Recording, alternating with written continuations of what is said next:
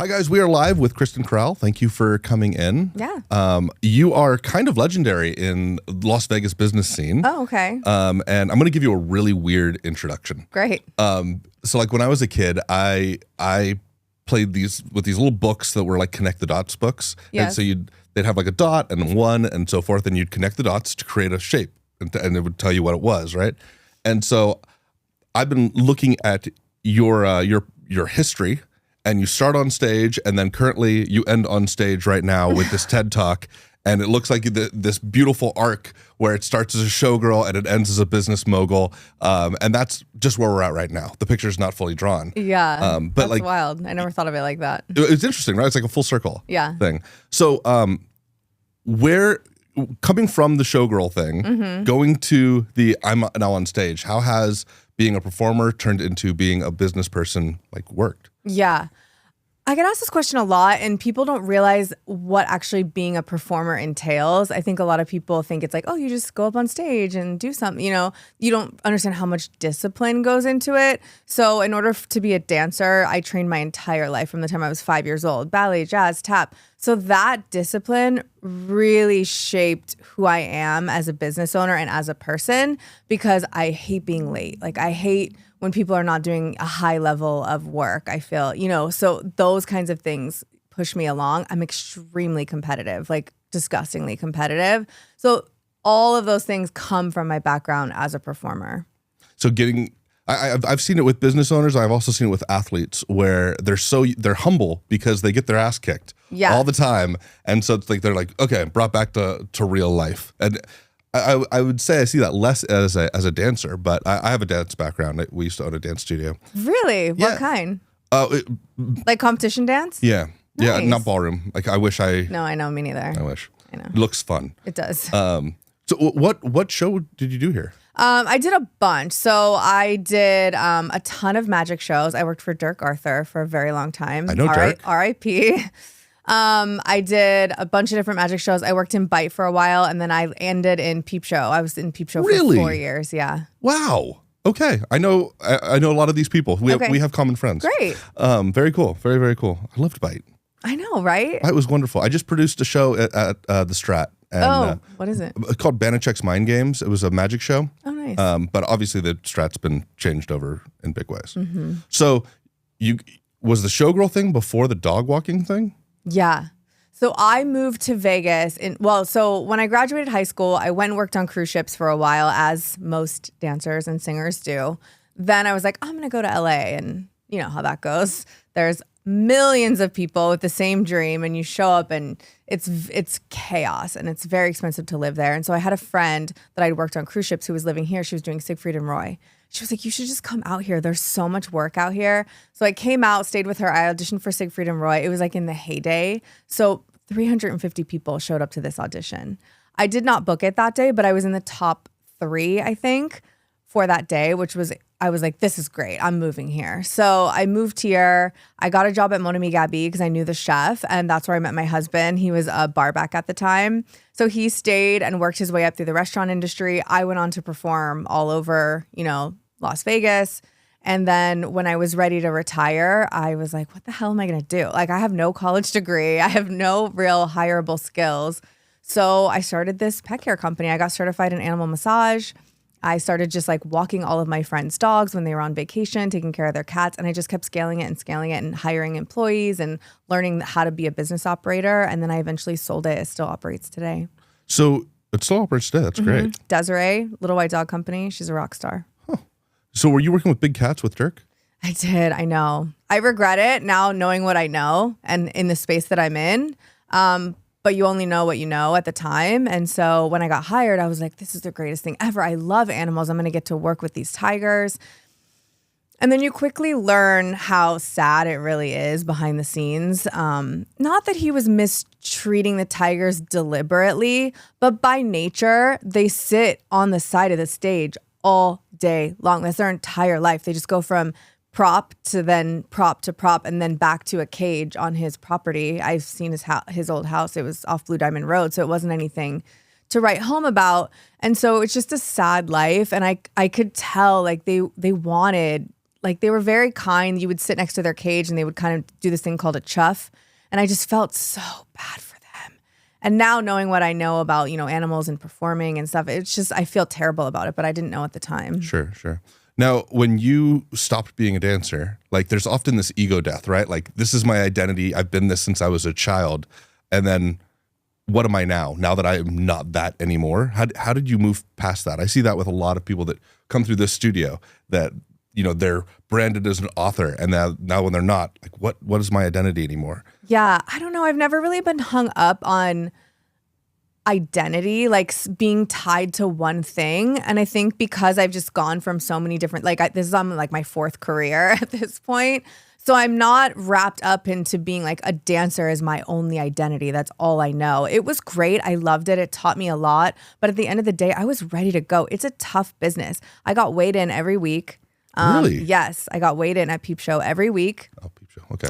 If you were above a certain weight, you would get warnings. If you didn't look a certain way, if you weren't perfect on stage, I was dealing with a lot of autoimmune issues. So I would frequently be told like, you look like shit on stage tonight, but it was something that I couldn't control. So I was very, I would go home and cry. I was just, it's exhausting. It's exhausting. And so you're doing 10, 12 shows a week. There was one point where I was doing Dirk during the day and then I think Bite at night. So I was doing almost 20 shows a week with no days off. And so it's just an exhausting life. So I was ready to go. So I don't feel that my ego is tied to that career in any way, shape, or form. Even though as a child, you wanted to be a dancer, you're in Vegas, like the Showgirl is that's about as elevated as it gets. It's either Vegas, LA, or New York. Yeah. So, and my sister went on to New York and did Broadway. So dancer as well? Yeah. Oh, wow. So yeah, but I lived it, right? I accomplished the dream.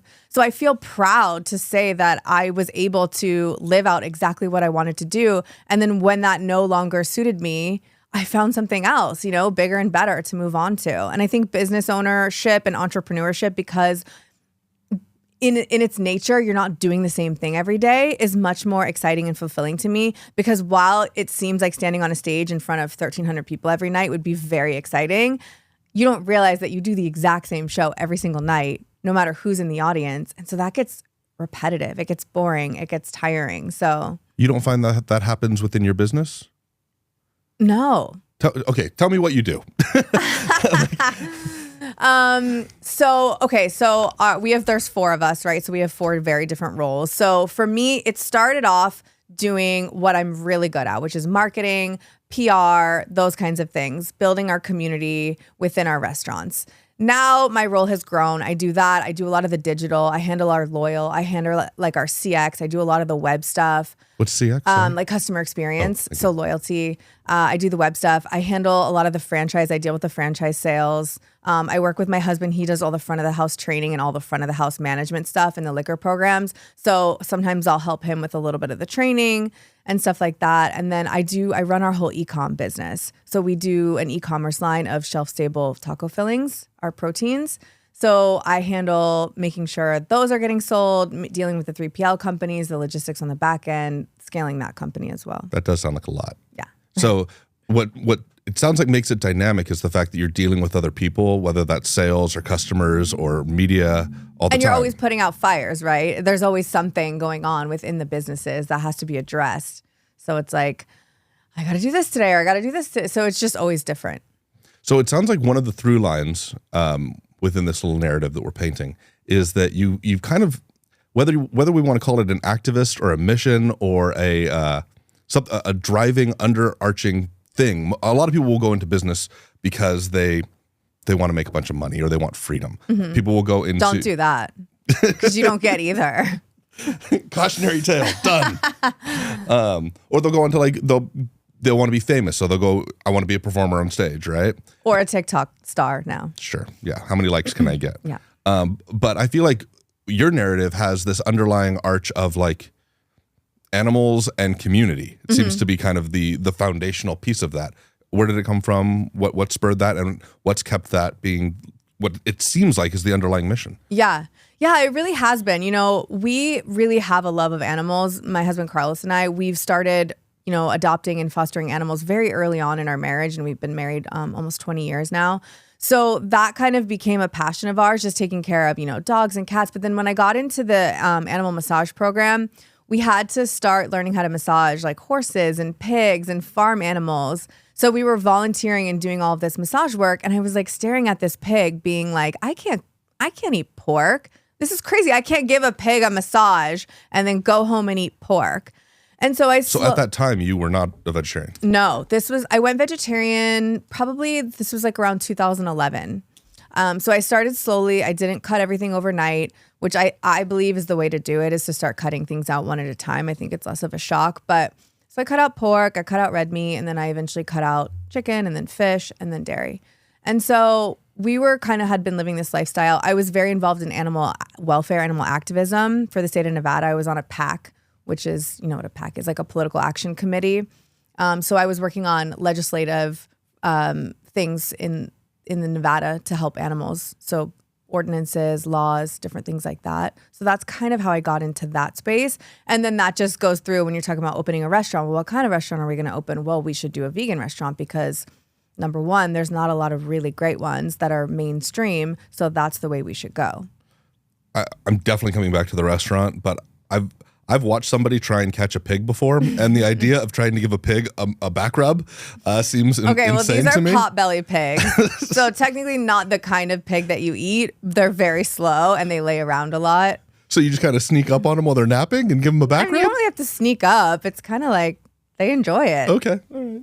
Sorry, just the idea, like you've seen the videos of like a greased pig running around and people, whatever. No, it wasn't that. Okay. Where was I with the restaurant? Okay, so restaurants is like one of the most competitive, difficult businesses ever. I'm assuming there have been times where you're like, I don't know if this is going to make it. So like what pushes you through these hard points? Yeah. I feel that I'm very optimistic generally in life.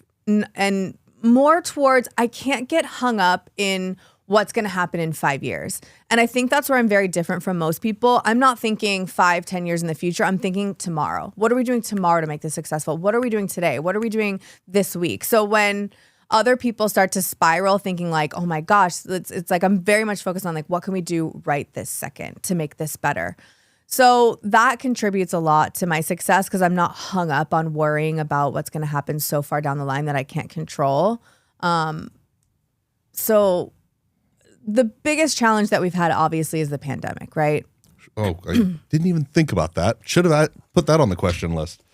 Restaurants faced unprecedented decline in sale. I mean, overnight. It wasn't like it was like, okay, we closed our restaurant for 6 weeks. And then when we reopened, we had to reopen with to-go. We were fighting third-party delivery companies like Uber and DoorDash who are taking almost 50% of our entire profits now. And that shaped really the landscape of the industry. So back then, pre-pandemic, restaurants were only doing a small percentage of DoorDash and Uber. And there's a bunch of pop-up kitchens too, if I remember right. Yeah, the ghost kitchen thing was born. And then now coming out of the pandemic, in 2021, 2022, when we were still kind of slowly coming out of it, everybody wanted to dine out and everyone wanted in person because they were craving it. Now it's kind of course corrected. So we're back now. We do about 50% to go and delivery and 50% dine in. Wow.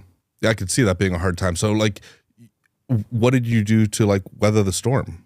We got creative. We hunkered down. We did close for 6 weeks because our staff was uncomfortable. People didn't, hindsight's 2020. So we closed. We focused on processes, our systems. We focused on growth. We were looking for new spots at the time. We got PPP and grant money that really helped us out from the government. So that carried us through. And when we reopened big. We reopened for to-go on Cinco de Mayo. Oh. And so people were lined up around the block. They had been waiting and waiting and waiting for this. And so we made a big deal out of it. And that's something that we've really focused on coming out of the pandemic, is working on building that community through loyalty, through community partnerships, through doing things like this, through events. We really are putting ourselves out there in front of the community to make sure they understand that this isn't just a business.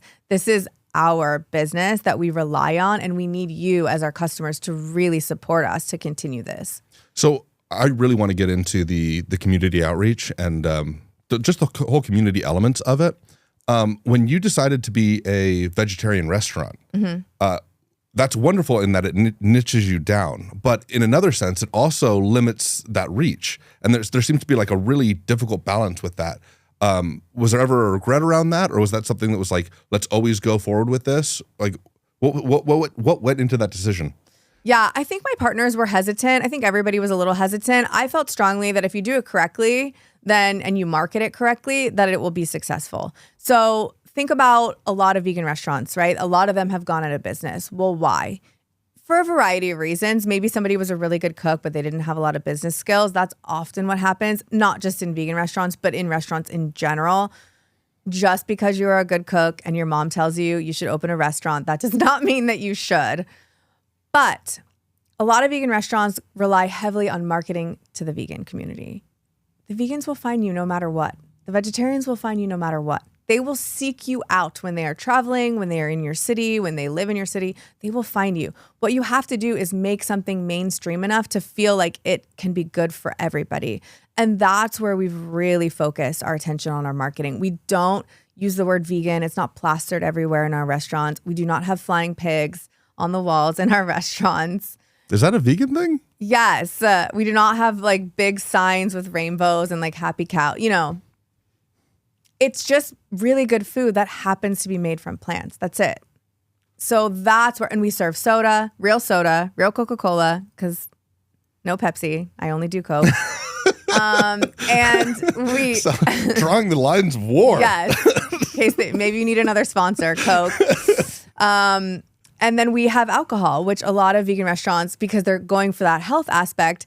But you have to remember, sometimes most people are living this flexitarian lifestyle. Most people now are not putting a line in the sand saying, I'm vegan or I'm vegetarian or I'm this or I'm that. Most people are living kind of this balanced lifestyle where they eat something one day, not the next day, and they're trying to reduce their impact on the environment, on animals, and on their health, right? So that's our target market. For you personally, is it health related? Is it environment related? Or is it moral related? Because it seems like those are the three big reasons. It's not health related. Okay. I could definitely eat healthier, but it's definitely morally related and environmentally related. Fair. So you did this incredible TED Talk. It was wonderful. I watched it. And I really loved the messaging. I loved that it was actionable. I loved that it was simple. Tell me more about like the passion behind community outreach and partnerships. Yeah, I really wanted it to be actionable. So I'm glad you said that, because a lot of times when I watch speakers speak, it's very inspirational and it's, okay, what am I going to do with that? How am I going to apply that to my life? So I wanted to create something that was applicable to people, especially business owners, but even customers. We fell into giving back to community. We started off doing this thing with Vegans Baby, who was like a local kind of vegan influencer here, my friend Diana, and she had a tie back where she would ask everybody to participate in this January where you would add additional menu items, and then 10% of that would go back to whatever charity she picked.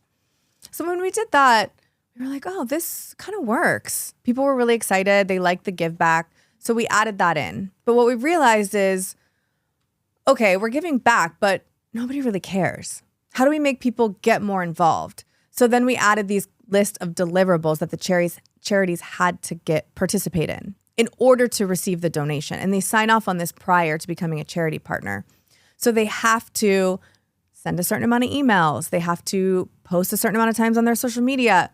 I have since made them come in and film content with me. So they have to bring their staff or their leadership team or whoever in to film content. And then we do that content shared on social media. They have to accept the invite. So they have to reach out to local press. We reach out to local press. And what that does is it leverages an entire audience that's not your audience. So that's been really successful for us. What also works that I didn't really get into in my TED Talk, because I only had 8 minutes, is you can do this with other businesses. It doesn't have to necessarily be charities. Now, I think charities works really well, and I think it's a great starting point, but you can go further than that. We worked with, do you know Yukon Pizza? I do not. But what? Apparently, I might need to have them come in. I don't know. Go there immediately.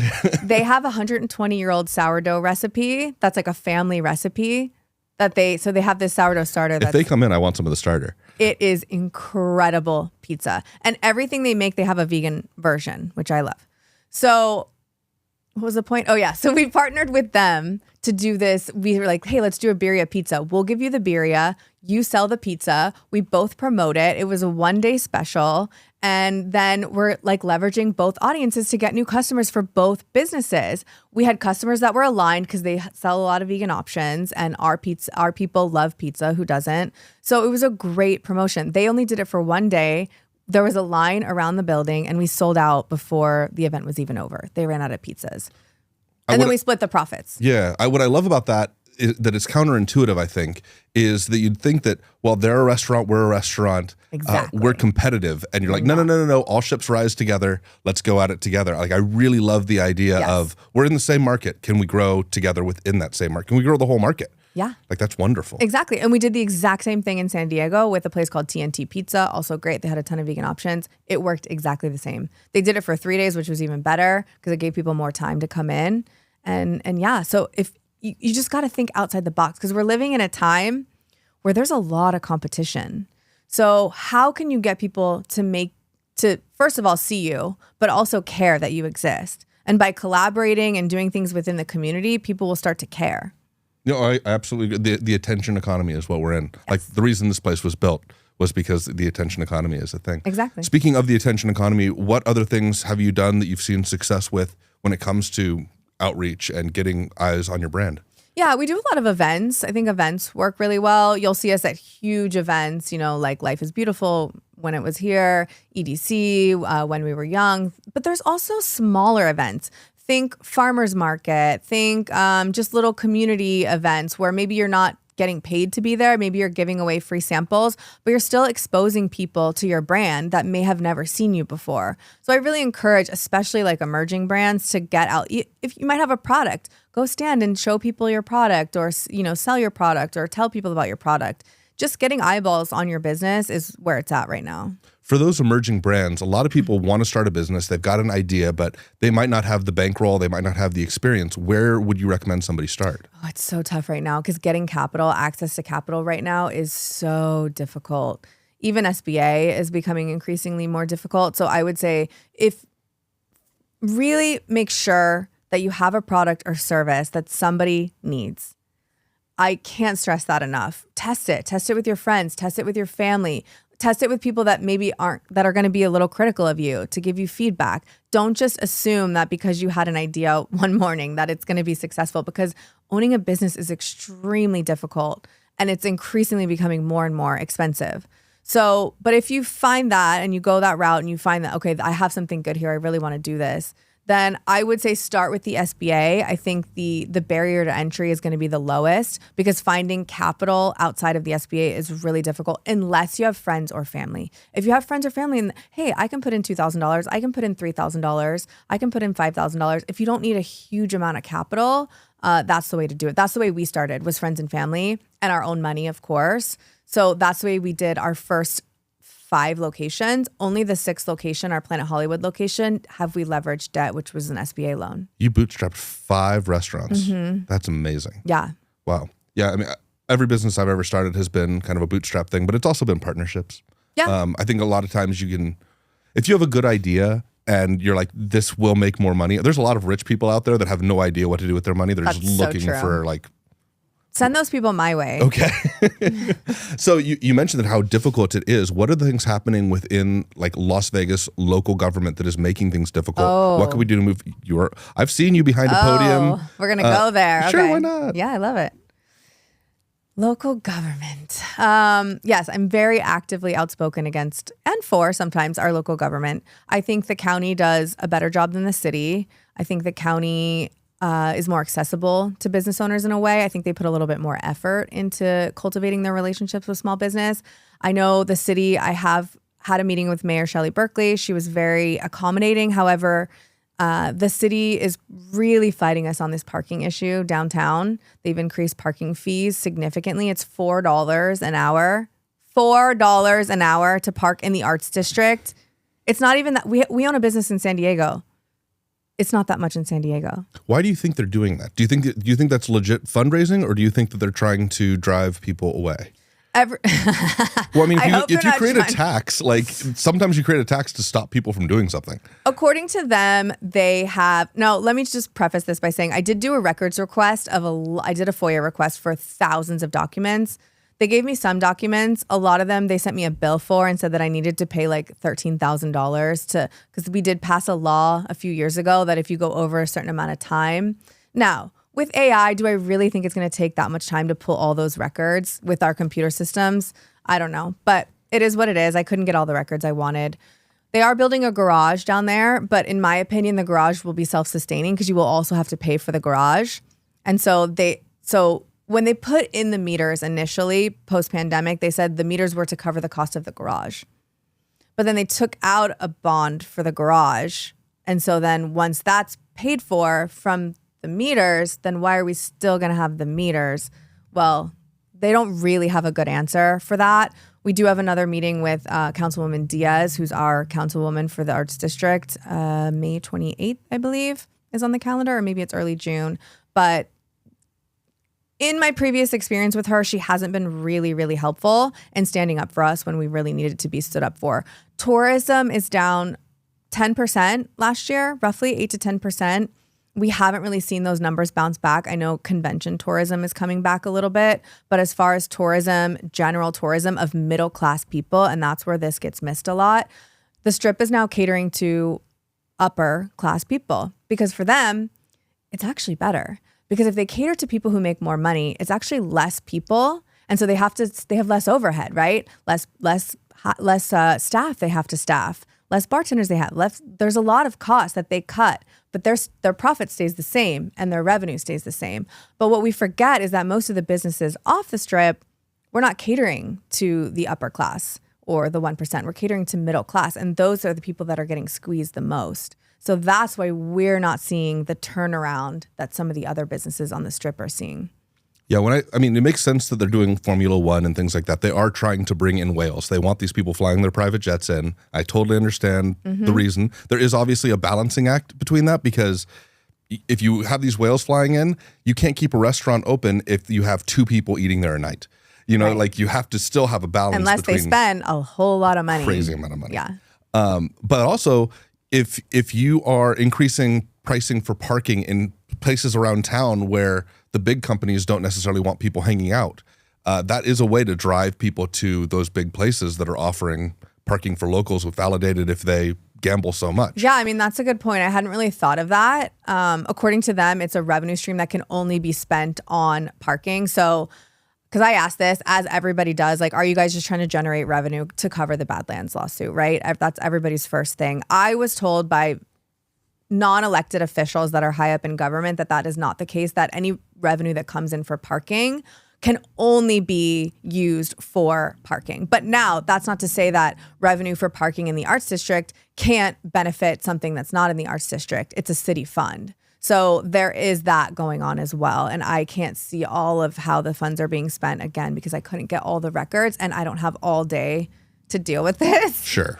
But I do think that there's a lot more they could do. I do think that we asked for $1 an hour. I don't think we'll get that, but I'm hoping that we can meet somewhere in the middle. The mayor did give us extended lunch. So 11 to 2 instead of 11 to 1 is free. I do think there should be some sort of locals discount. They did add a couple more pickup spots, which there was only a few, and I've been fighting for those for years. And after I met with the mayor, she did give me those additional pickup spots. So I will give her credit for that. But there's so much more that they still need to do.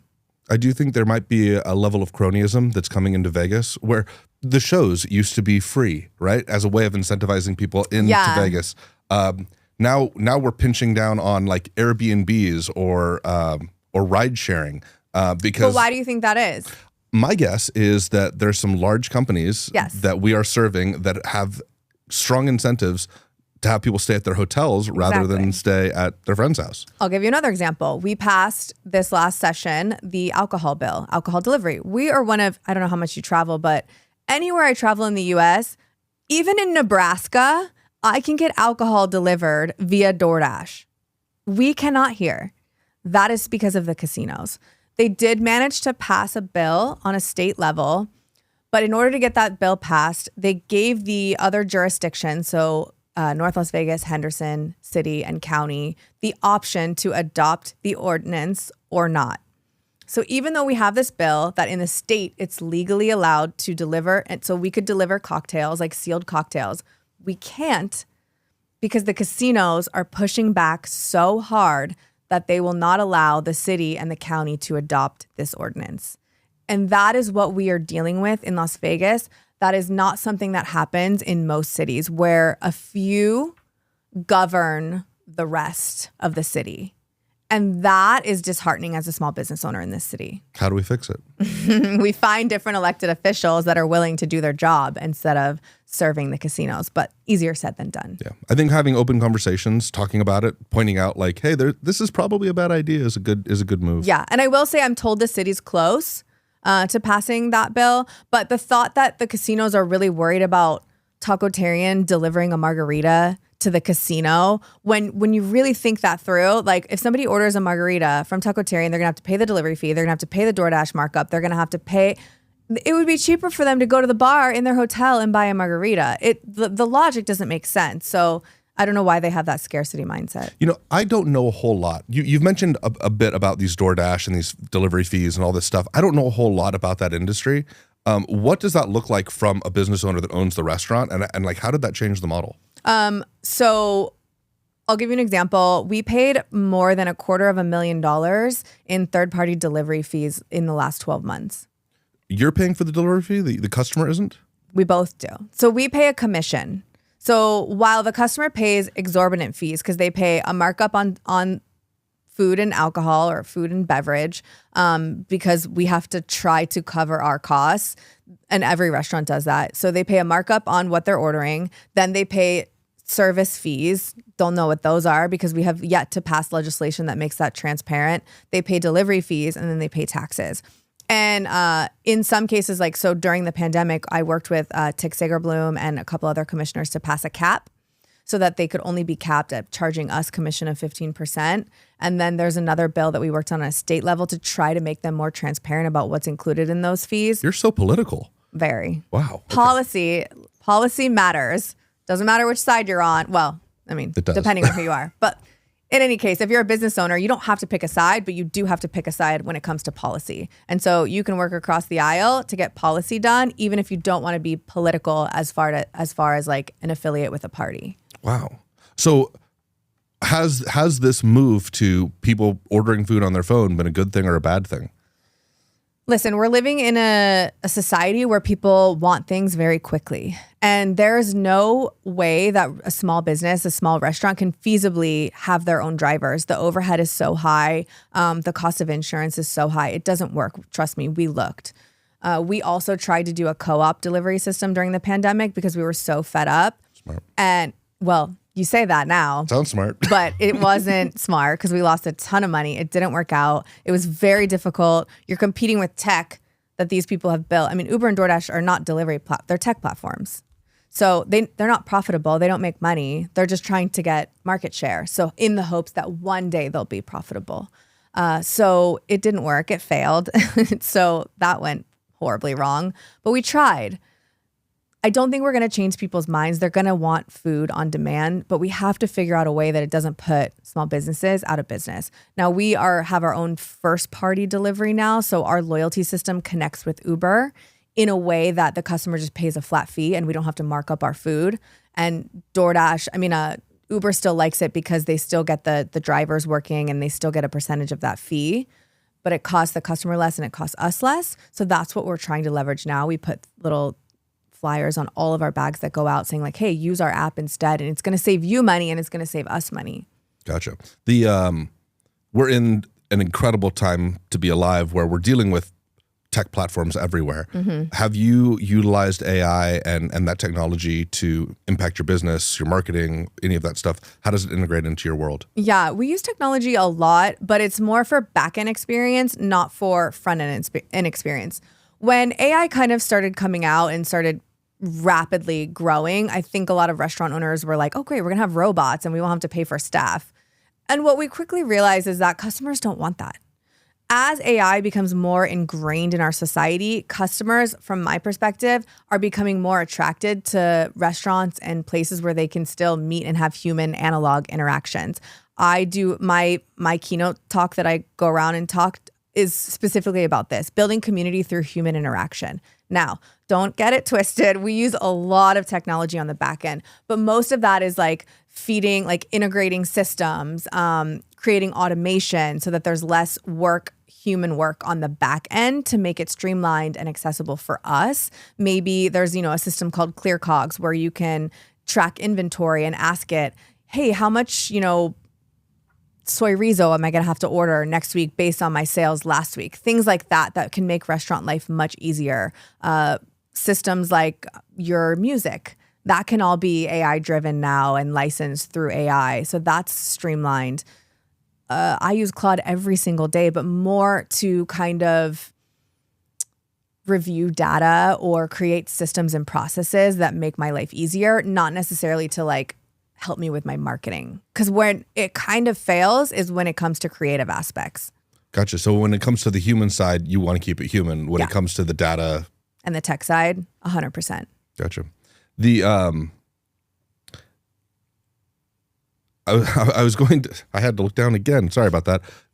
There's so many platforms. You just mentioned a bunch. There's so many technologies, whether that be on the delivery side or in the restaurant side. There's so many sales channels. We're in this day of abundance, right? Yes. And you're dealing with all of that plus government and policy, which there's too many of those too. And so how do you filter through all this noise to go for the signal that's going to have the right effect? Yeah. Or do you just keep it swinging on everything? But like that's a lot of work. No, don't keep swinging on everything. That'll make you nuts. I mean, if you're on LinkedIn as a business owner, you probably get 5,000 requests for like tech salespeople every day. You have to cut through the noise. You have to focus on what's really going to benefit you or benefit your customer. Because number one, not only can you drown in platforms, you'll drown in platform fees, because they add up very quickly. Your loyalty could be $1,000 a month, and then this is $100 a month, and then this is $200 a month. And then all of a sudden, especially if you're a business like us, which is franchising, and we don't want our franchisees to be drowning in tech fees and then not making any money. So you have to filter through what's really going to benefit your business, why, and is it going to drive ROI? And that's the biggest one. How do you find those? Because everyone makes that promise. I know. You gotta have a good BS detector, I guess. Or ask for a free trial. Ask them, like, if you're so confident in your product, let me try it free for a month or 2 months and see if it works for me. And then if it does, then maybe test it. And don't sign long-term contracts. Don't get yourself into something that you can't get out of. Those would be my recommendations. But it's very easy to think the next platform or the next app is going to solve all your problems. And a lot of times they do not. Would you be willing to share any of like the big mistakes that you guys have made along the way that you've had to error correct for after the fact? Sure. I think there's always lessons to be learned in cautionary tales. Gosh, there's so many. Well, I mean, if you want to talk about a tech mistake, is we used a company called Patronics for initially when we were switching to a larger loyalty system. We interviewed quite a few, and I looked at Thanks and I really liked it, but they wanted an insane amount of money. And at the time, I think we only had 4 restaurants. So it was like spread out between 4 restaurants and not 6. So it was a lot heavier of a burden to carry financially. So we went with Patronics instead. It was like a little not as good, but I was like, I can make this work. But what I quickly realized is the tech was just made for enterprise and not for, which enterprise is like a very large company, not for small businesses that are doing it themselves. And so when I started onboarding, they were like, well, don't you have an IT person? No, I have to do this. I don't know how to do this. And they were like, well, all the companies we work with have tech people. They have an IT department. Must be nice. Man, must be nice. I don't. So that was a huge struggle. And we were stuck on a 1-year contract with them. I fought with them every day for an entire year. I had to use a hexadecimal emoji code to insert an emoji into my emails for an entire year. It was a nightmare. So what I learned is that I should have just paid a little more and gotten what I really needed, which we did now, which now we have Thanks, and it's a fantastic platform for loyalty for restaurants. It's beautiful. It has AI segments. They're constantly working to add all these new features. There's so many cool things you can do on it. So for me, That was a huge mistake. Now, obviously, I told you about the delivery mistake where we tried to start a co-op delivery company. It seems like a good idea. Yeah, but it required a lot more buy-in from the restaurants than we got. So we had restaurants invest very little, like a $2,000 investment. And a lot of restaurants were happy to do that. I think we got 50 restaurants. But where they didn't have the bandwidth was to really try to work to convert their customers to that platform. And also the tech failed. The tech we were sold failed as well. So that was a barrier. So that was a huge one. In e-commerce, I learned a very hard lesson in quality control. We had a plant that had been making our product for some months. And so I just assumed okay, they know how to make it. It's a process. It's like a formula. It's a huge plant. And then I sold an entire batch and then started getting emails that it didn't taste good. Yeah. And I'm talking about hundreds of orders went out. And so Carlos and I started ripping open bags and trying them. And we were like, oh, it's not good. I mean, there was nothing actually wrong with it. Yeah, you didn't poison a bunch of people. No, let's be clear. There was nothing actually wrong with it. Where the mistake was is that they didn't fry the jackfruit long enough. They were cutting corners because they were trying to rush the amount of product they got done in the amount of time they were doing it. And so I learned a lesson and you need to send me the pouches before they leave the warehouse so that I can try them to make sure this batch is good every single time. So that was a very expensive lesson because I had to refund people. We had to claw back our product from Amazon, throw it out, blah, blah, blah.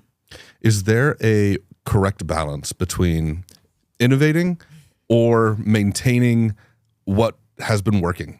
You could always make a new menu all the time and iterate, but then your locals and your regulars might love what you have and don't want you to change. So how do you figure out the balance between those two? Yeah, it's tough. I think for innovation, we like to do LTOs. We like to limited time offers, bring in new specials, rotate those in, try different things, test them. If they work, sometimes stuff ends up on the permanent menu. If it doesn't, it's get out of here. We have a rotating list of specials that work really, really well. So every year people know okay, July and August is Mexican pizza. So they're excited for this giant old school Taco Bell Mexican pizza, but vegan. So we've dialed in on those. Again, you have to be mindful of how much it costs to continue to add new menu items. That's labor while you're figuring out testing. Then are you purchasing new ingredients or are these ingredients that you already have? There's a lot of thought that goes into when you're talking about menu innovation that most people don't think of. Well, even just, it could be menu innovation, it could be restaurant innovation, it could be marketing innovation. There's all kinds of avenues you could go down with I'm a big proponent of ROI. So if it's not driving revenue, then I'm not going to probably waste a lot of time on it. Fair. What is, you have a lot going on. So it's hard to say what's next for you. It's just try not to drop any of the balls that are in the air right now. Fair. But what are you working on right now? We're working on franchising. So that's our next big thing. We have 3 or 4 people that are really close to signing in some major cities. So that's very exciting. Franchising is a whole other business. And I just got back from the restaurant show in Chicago. And always I'm asking other people that are way bigger than us, what's your biggest challenge? What's your biggest hurdle? And they're like, franchisees. And I'm like, well, what does that mean? I don't even know. So it's just, instead of focusing day to day on managing employees, you're focusing day to day on managing franchisees and how to help them succeed in their business, which is in turn your business. So we're learning that. E-com is going to be, we're adding some SKUs, hopefully this year, adding our 2 seitan SKUs and a birria spice. So that'll be big. And then for me personally, I'm continuing to speak at different conferences and kind of get the word out and helping people how to build this grassroots community market where they don't have to spend $1 million to grow their brand in this economy. Thank you so much for coming in. Where can people find you and try your product and all that good stuff? Yeah, so for Tacotarian, you can find us on social media at Eat Tacotarian or eattacotarian.com. For me personally, I'm the Kristen Corral on Instagram or just Kristen-Corral on LinkedIn. Find me. Thank you. Yeah, thanks.